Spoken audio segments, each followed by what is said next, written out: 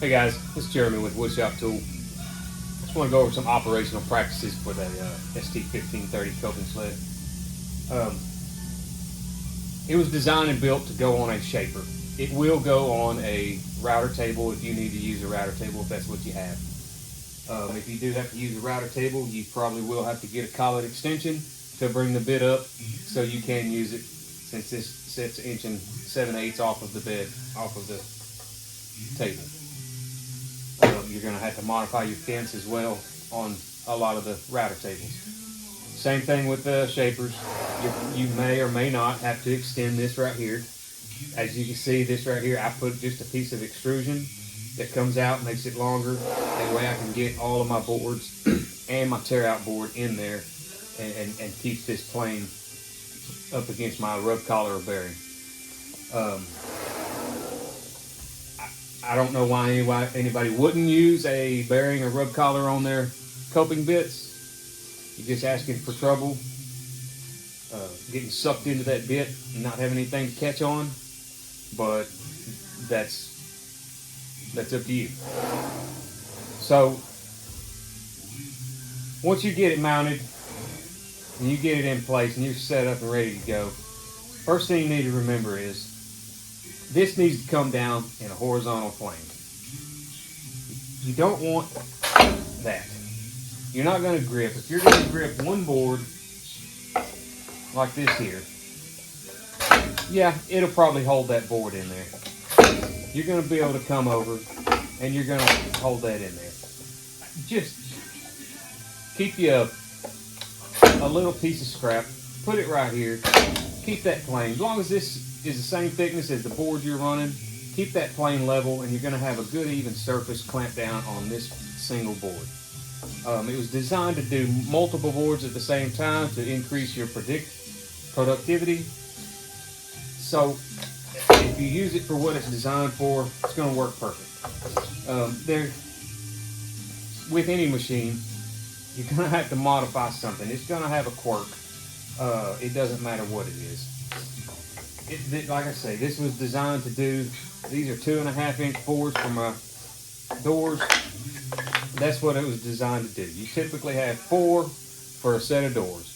You can get your 4 boards in there and it clamps down perfect. You keep a good horizontal plane and you can run those through.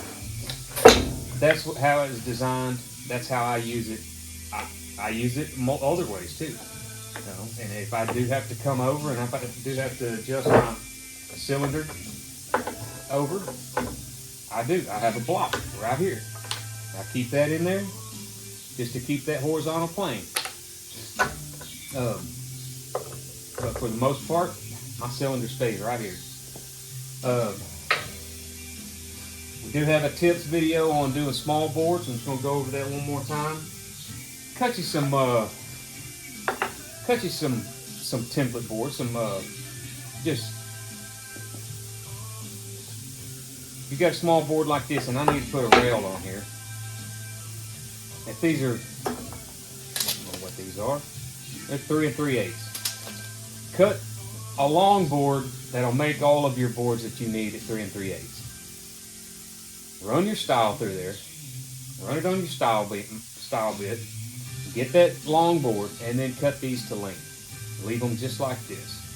Cut you a sample board right here. This is 5.5 inches wide, about 13 inches long. Route it on all 3 sides with the rail profile. Get this board in here like this. Get you another one, just a scrap board. Keep these, if you don't change, you keep the same height on your bits, you shouldn't have to redo these. You can set these in here. You can get that up against your back fence. It's locked in. Put you another little sample board. It don't have to go all the way up, just as long as it's underneath the clamp bar. Got you a sample board. Now you're clamped down right there. And you're going to be pushed up. This is going to be locked in. That's going to be locked down. You'll be able to route that small pinion on that small board. And you can run it through and have that little board cut. To do the other end, just turn it, just Move to the other side. Put this on there. Turn it around. Butt it up in there. And clamp it down. Now you're clamped down across here. And it's locked in right here. You don't have to worry about it. I can't hit this plunger can't hit that little board right there. You don't, I mean, you could rely on that, but what if this board's slippery? What if you got 4 of them in here and it's one of them's slippery? One of them has a little bow in it. One of them has just a little common sense on that deal. Keep it locked in. These little ones, you shouldn't have too many in a job, but do them one at a time. It's still going to be faster than recutting a bunch of them. So there's that.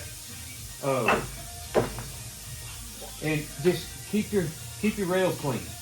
Keep the rails clean. In this shop, I've been using this for 1.5 years. This is a prototype. I built 2 of these, and I made a few modifications on the new ones, the productions. This right here, the plunger, I got it closer to the surface area so you can do more, and it holds more.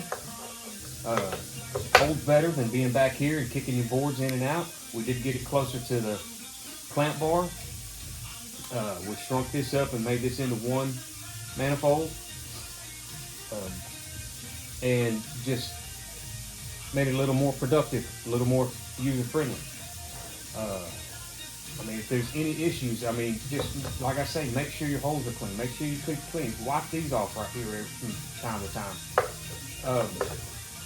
If there's any issues, give us a call. We'll walk you through it, help you out, send you a part. It doesn't matter. We'll get you fixed up and ready to go. Because if you ain't making money, you know, what are you doing? You know, that's what this is all about. But to go back to iterate, it is designed to go on a shaper. It is designed to run multiple boards. It can do other things, but this is what it was designed to do. It's designed to run up against a bearing or a rub collar on your bits. I don't know. Sometimes, yes, I'll get these boards in here. I'll have a little quirk in there, and one of them might try to, might not clamp down too tight, or whatever. Swap it out. Put it over here. Then it flattens out. It's better. I can't control lumber thickness on all of that. So, just some operational tips, common sense tips. You only need to do 2 boards, or if you're making the bottom rail 5.5 rail, or at the bottom of your side panels or whatever, you just got 1 in there, and you need to move this thing over to clamp those down right there. That's all you need right there. It don't have to be up in the cutter, just underneath the clamp bar, right there. Clamp that down. Now clamp down. Pull that out. See, I got just a little tilt right here. 3 boards, you're probably not going to get that tilt. 2 boards and 1 board, you probably get that tilt. You need something to kind of keep this level plane right there.